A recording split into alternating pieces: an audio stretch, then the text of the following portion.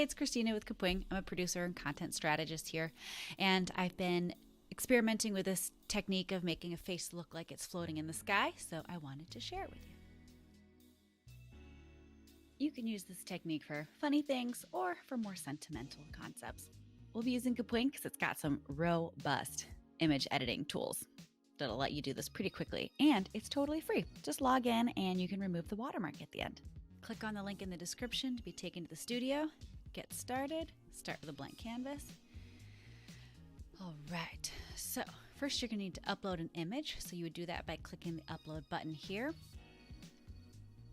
Okay, we'll pretend like these are my parents for this example, and they lost their dog that they loved very much. And you can click images to search Google. All right, first we need to crop this photo. So go over here to crop. We're gonna round the edges in a little bit, so you wanna get in pretty tight. It's okay if some of the fur and stuff gets cut off.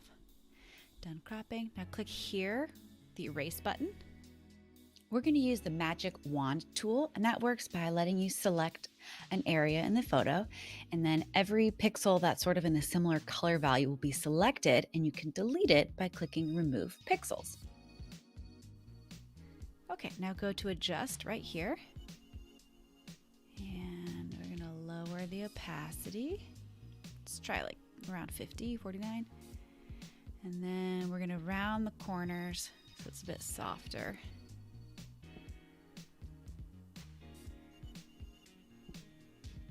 And then, let's see. You can also click the erase tool here, and then you'll get this little eraser thing, and you can kind of like go in a little bit,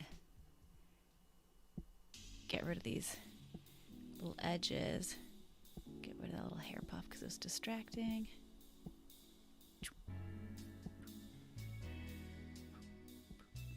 And I could experiment too with opacity. Maybe I want to make her a bit brighter. This is a totally clear sky, but if you have like an object a little bit in the background, then it helps to really drive home that it's transparent. It's looking really cute. Kind of sad, but really sweet.